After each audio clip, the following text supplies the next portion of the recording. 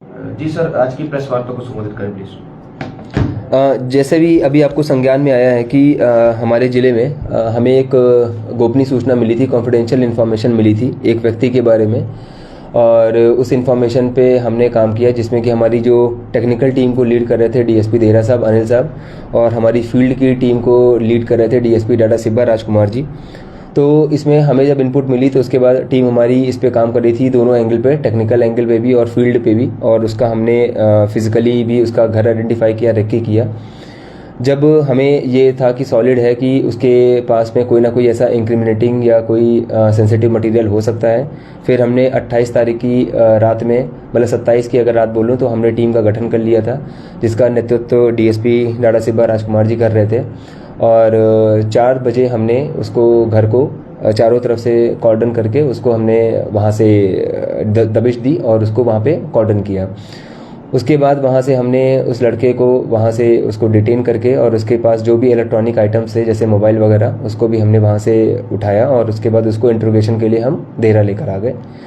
जब उसको इंट्रोगेशन किया गया और जब उसके फ़ोन को थॉरली चेक किया गया, और जो हमारे पास टेक्निकल तरीके से जो हमने इन्वेस्टिगेशन की थी, जिसमें कि हमारे जो साइबर सेल होती है वो काम करती है इसके पीछे, तो इसको करने के उपरांत हमें ये पता लगा कि उसके फ़ोन में कुछ ऐसे आपत्तिजनक या सेंसिटिव या इंक्रिमिनेटिंग कंटेंट थे। जैसे कि उसके फ़ोन से अगर मैं बताऊं तो कुछ ऐसे वीडियोस और पिक्स थे जिसमें कि वेपन्स और गन्स के बारे में भी था। इवन सोशल मीडिया में जो उसका फेसबुक अकाउंट है उसमें उसने जो अपने नाम को भी उसने बुलेट्स के थ्रू रिप्रेजेंट किया हुआ है, और पाकिस्तानी फ्लैग का भी एक उसमें इम्प्रिंट मिलता है।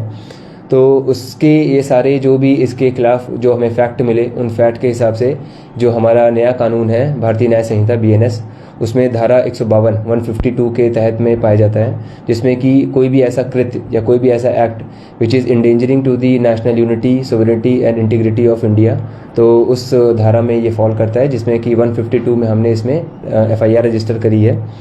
और कल उसको हमने कोर्ट में पेश किया, और कोर्ट में पेश करने के उपरांत उसको हमें 5 दिन का पुलिस रिमांड 2 जून तक मिला हुआ है। और अभी हमारी टीम जो है वो उसको अलग से इंटरोगेशन भी कर रही है, और जो भी हमें फैक्ट अभी और मिलते जाएंगे उसके आधार पे हमारी जो इन्वेस्टिगेशन कंटिन्यू रहेगी। और फाइनली जो हमें इसके इलेक्ट्रॉनिक आइटम्स में इसका जो फ़ोन मिला था उसको हमने सीज़ कर लिया, इसका सीजर मेमो बना के उसको हमने फोरेंसिक लैब को भेज दिया है। और उसके बाद जो भी हमें फोरेंसिक लैब की तरफ से जो भी हमें डेटा रिट्रीव होता है उसके आधार पे आगे हमें इन्वेस्टिगेशन में लीड मिलेगी, और उसी के हिसाब से हमारी जो इन्वेस्टिगेशन है वो कैरी ऑन होगी। सर, इसके साथ जुड़ा जा रहा है कि पाकिस्तानी जासूस है, इसको कैसे क्लियर किया जाए कि है या नहीं है? वो थोड़ा सा डाउट आ रहा है लोगों में भी, है कन्फ्यूजन। अभी तो संदिग्ध यूज़ कर रही है, मीडिया पर काफ़ी जगह चल रहा है, क्या कहेंगे? इसमें अभी जो हमें फैक्ट मिले हैं, जैसे मैंने बताया कि इसको हमने इंट्रोगेशन किया और उसके साथ में जो हमें उसका फ़ोन मिला, उसमें हमें जो भी फैक्ट मिले या जो भी मैं बोल सकता हूँ कि ऑडियो वीडियो जो भी हमें मिला, उसके आधार पे तो अभी स्पाई कहना जल्दी होगा। स्पाई अभी कह नहीं सकते, जासूस अभी कहना नहीं चाहिए, संदिग्ध है, सस्पेक्टेड है, क्योंकि ऐसी चीज़ें उसके फ़ोन से मिली हैं।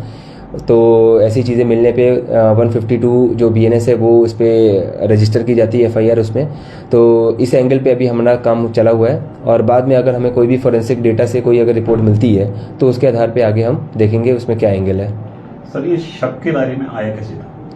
ये जैसे मैंने आपको अवगत कराया कि हमें एक इनपुट आई थी, और ऐसा था कि हमारे एरिया में जो ये जिस पंचायत का सुखाहार पंचायत चलेली साइड का लड़का है, ये किसी ना किसी फॉर्म में इसके चाहे सोशल मीडिया अकाउंट्स हों चाहे इसकी जो फ़ोन्स हैं वो कांटेक्ट में थे, जो कि हमारे पाकिस्तानी ओरिजिन के बंदों के साथ में था। ये हमें इनपुट थी, पर इसको वेरीफाई करना बहुत इंपॉर्टेंट था क्योंकि ये नेशनल लेवल का मैटर था। तो इसको जब टीम ने वेरीफाई किया, टेक्निकल टीम में, जैसे मैंने बताया कि हमारे डीएसपी देहरा साहब, अनिल साहब ने इसको वेरीफाई करवाया, और साइबर सेल की टीम, जब सारी चीज़ें हमारी वेरीफाई हुई उसके बाद ही हमने इसको रेड किया और इसको दबिश दे के इसको अरेस्ट किया है। सर, जो युवक है उसकी उम्र भी थोड़ी कंफ्यूजन है, क्योंकि कोई 20 कह रहा है, कोई 19 कह रहा है, कोई 18। आप बता सकते हैं एग्जैक्ट एज कितनी है उसकी? उसकी जो आधार कार्ड के हिसाब से जो एग्जैक्ट एज है वो बिलो 20 है, 19 ईयर्स समथिंग मंथ है, और वो कॉलेज ड्रॉप आउट है, वो डलियारा कॉलेज में पढ़ता था, वहाँ से ड्रॉप आउट है। और फिलहाल के लिए उसने एक कंप्यूटर सेंटर में अपना MS वर्ड और MS एक्सेल का जो कोर्स होता है वो भी कर रहा था, और पार्ट टाइम में वो जैसे केटरिंग वगैरह में भी वो इन्वॉल्व रहता था। सर, एक जो उसकी सोशल मीडिया पे वीडियो आई जिसमें अभिषेक भारद्वाज था, बुलेट्स वगैरह रखे हुए थे, और विभिन्न जो है गन्स थी उसमें, उसका क्या निकला है जो निकला था? वो अब ये हमें वेरीफाई करना पड़ेगा, फोरेंसिक लैब के थ्रू कंफर्म होगा कि ये पोस्ट उसने खुद करी है या पोस्ट उसके फेसबुक के थ्रू किसी ने करवाई है, क्योंकि ये चीज़ें जो है वो आईपी लॉग और ये सब जितनी चीज़ें हैं वो फोरेंसिक लैब के थ्रू होगी। पर प्राइमा फेसी यही है कि हमें उसके फेसबुक पोस्ट से ये चीज़ें मिली हैं और इसी फैक्ट के आधार पे जो उसका एक्शन है वो नेशनल इंटीग्रिटी और सोवरेनिटी के खिलाफ जाता है, जिसकी वजह से 152 के अंदर में इसको रजिस्टर किया गया है। पुलिस ने कैसे कैसे इसको जो है वो गिरफ्त में लिया या जो भी था कैसे कार्रवाई की, थोड़ा सा संक्षिप्त में बता दें। मोटा मोटा मैं इतना ही बताऊंगा कि जो हमारी साइबर सेल की टीम है उसने 360 डिग्री एंगल के थ्रू टेक्निकल इन्वेस्टिगेशन शुरू की थी, जिसमें सारे सोशल मीडिया अकाउंट, इसका फ़ोन को वेरीफाई करना और उसके जो भी कॉन्टैक्ट्स हैं, फ्रेंड सर्किल हैं, उन सबको वेरीफाई करना। और बेसिकली जो भी हमें गूगल के थ्रू जैसे हम लोग करते हैं कि सोशल मीडिया में आजकल चाहे वो इंस्टाग्राम हो, चाहे फेसबुक हो, चाहे टेलीग्राम हो, चाहे व्हाट्सअप हो, इन सब के ज़रिए हमारी टीम इस पर काम कर रही थी। और जब हमें इन सब चीज़ों पे ये फैक्ट रिवील हुआ कि इसकी फ़ोन में या इसके इन सब सोशल मीडिया अकाउंट्स में कोई ऐसे इंक्रिमिनेटिंग और जो ये सेंसिटिव कंटेंट्स हैं, तो वो जब पाए गए तभी हमने फिर इसको अरेस्ट किया है और आगे फिर FIR दी है। सर हाँ जी, पुलिस में इसका जांच का दायरा जो है वो बढ़ेगा, इसमें भी यही पर रहेगा। अब ये जो मैंने आपको बताया कि अभी फ़िलहाल के लिए तो 152 BNS में अभी केस रजिस्टर किया हुआ है। अभी ये देखना पड़ेगा कि जो हमारी फोरेंसिक रिपोर्ट आनी है उसके तहत में, क्योंकि बहुत चीज़ें हैं जो उसने फ़ोन से डिलीट भी की होगी, तो अब वो चीज़ें रिकवर होने में, रिट्रीट होने में फोरेंसिक लैब की रिपोर्ट बहुत ही अहम रोल प्ले करेगी। और एक बार उसकी रिपोर्ट आने देते हैं, उसके बाद ही देखेंगे क्या इसमें और क्या कर सकते हैं। इस युवा की क्या प्रतिक्रिया है इस केस पर सर, कुछ बताया होगा उसने आपको? अभी तो इंटरोगेशन चला हुआ है। ठीक है, thank you. Thank you sir, धन्यवाद।